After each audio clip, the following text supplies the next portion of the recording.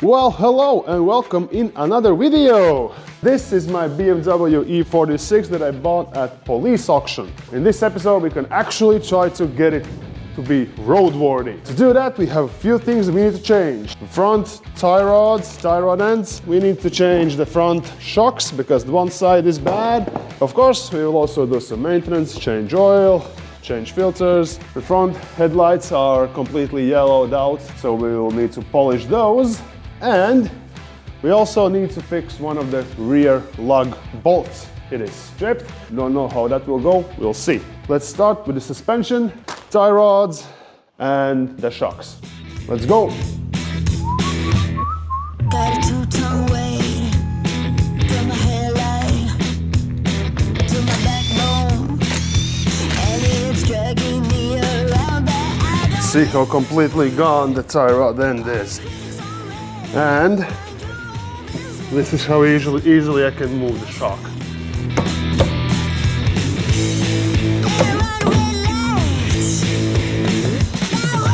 Calipers are painted red. I guess 2-liter diesel counts as a sports car nowadays. Whatever. Fine.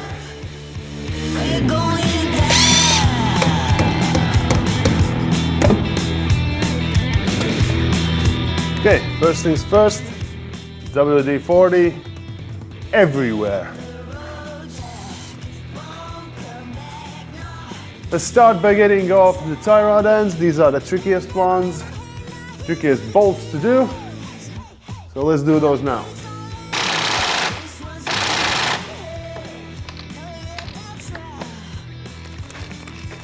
Did it just break? What the f is this?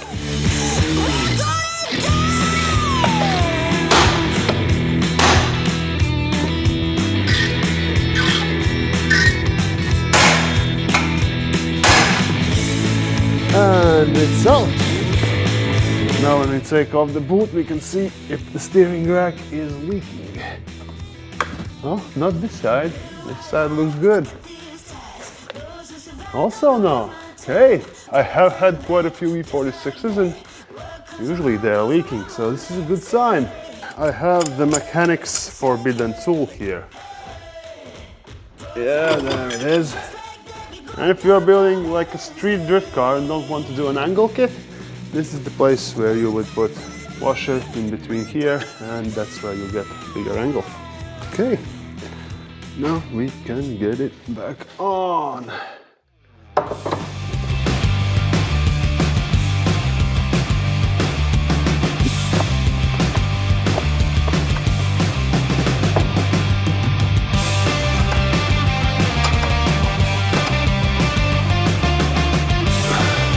Tie rods are now changed, so we can finally get to doing the shocks. Should be relatively simple, so I'll do that now.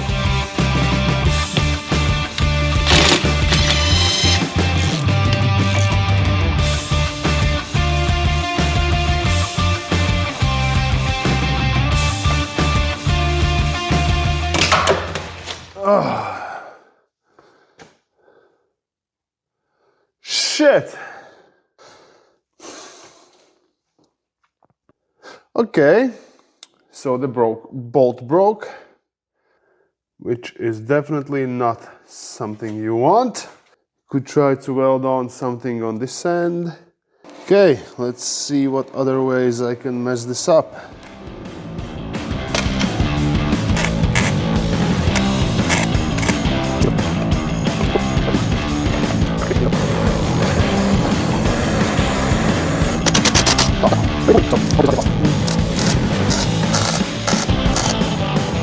Okay, it is finally done. I'm not sure if this is bonding with the car or hating the car.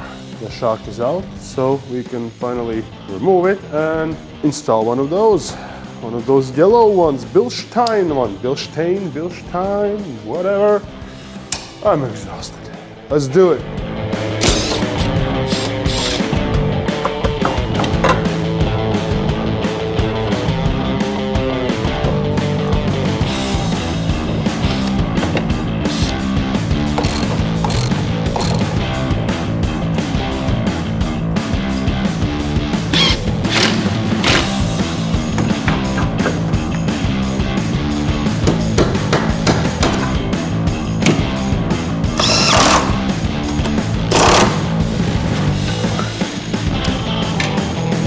finally the front is done. Tie rods are changed the different shocks and springs. Next task in line, I have a stripped bolt. Yeah, it's completely round, completely gone.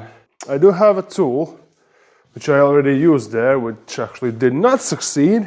So it's like, kind of like this, you put it on and you screw it to the untight position and it catches more in, but it actually didn't work. So I will try to use one size smaller.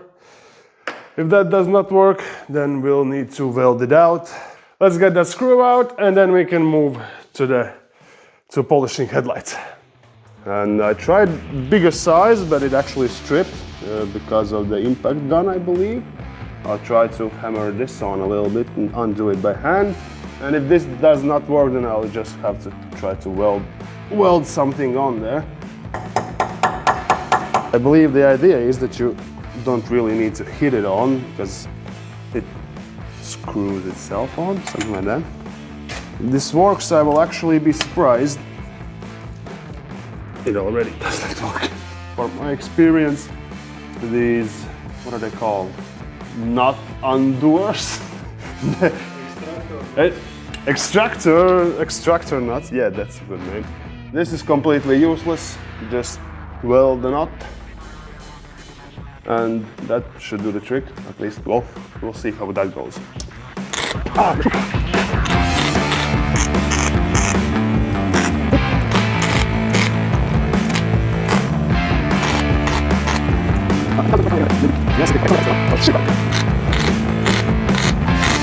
Okay, another quick idea. Now that it's welded, it might have moved somewhere a little bit. I'll try to hammer on the socket. And then again, I will use those, I forgot how we call them, sockets you use to undo stripped bolts.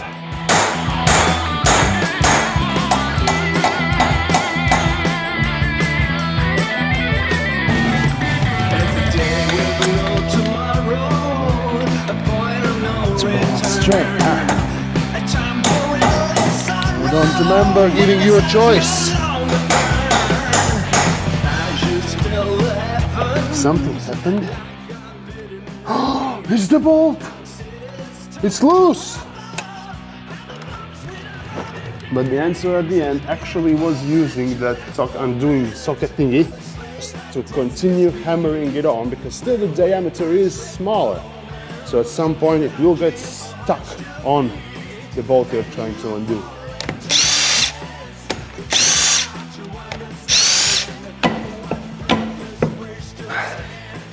Actually, wasn't that bad. What kind of life lives here? All kinds of life. My cars are really prone of welcoming life. A lot of spider webs, shit and stuff. Not my first car of this kind. Some people on the internet might try to convince you that old petrol cars are bad for the environment. Let me prove you differently. This is what really environment-friendly car looks like. It is growing stuff. It is already good environment for spiders and other life. Same on the other side. You see, this is what really environment-friendly car looks like. So don't get tricked by the internet. Switch to old BMW now. At this stage of my police auction E46 revival, we can check out how to adjust handbrake on E46. Internet will try to tell you not to leave the caliper hanging like this. I'm doing this for probably close to 15 years. Never had a single issue because I left the caliper hang in the brake line. Let's take a quick moment to look at how actually the adjustment works. It's quite simple. It has this mechanism here with a threaded part.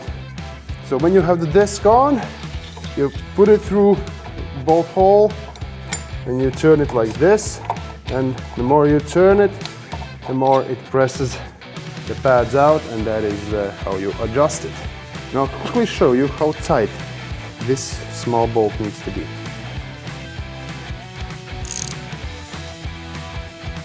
That's it. All right. In the interior should be straightforward. You probably will need 10mm long socket. Release this leather thing, and there you have two like long threaded cables that have 10mm nuts on them. You need to undo those, not all the way. See that one is completely free, the other is also completely free, so that's good enough for us. You need your favorite light flathead screwdriver. Find where you see that adjustment thing. Close them really strong completely so that the pads sit in correct places and both pads are actually closed. And now we just release them in tiny bits. And now it moves. And that's it. That is completely fine. Now we can do the same on the other side, and then we can adjust the cabin cables.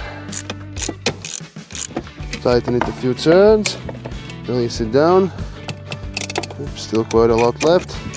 You don't want it to be tight, you just want it to be barely released when it's down.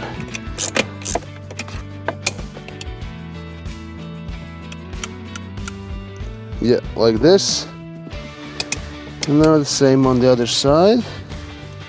You want them to be free, and now you can actually test the handbrake, and it should be like not a lot of clicks. If it goes all the way up, then something has not been adjusted right. It's like 1, 2, 3, 4, 5. 5 clicks is quite strong. You can pull out 2 more, but that's really strong. And that's your handbrake done. So that's it. Now you can put back the brake caliper bracket, caliper itself, and the brake should be done.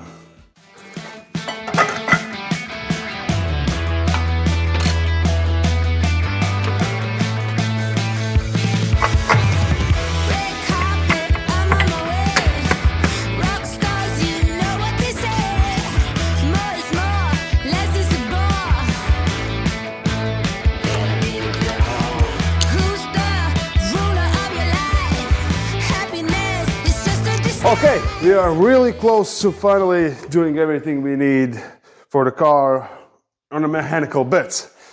I decided that I will end the video here, otherwise it will get too long. But as you can see, the car is no longer in the garage, so in the next video it definitely will start driving. We will test it and do a few other bits. We still need to polish headlights, we still need to do the maintenance on the car, change oil, do that kind of stuff, do actually a first test drive, see what's wrong with it. There are still issues on it. So I hope you enjoyed watching this video. Definitely I learned a lot, especially about strip screws. So like, subscribe, and I hope to see you in the next video.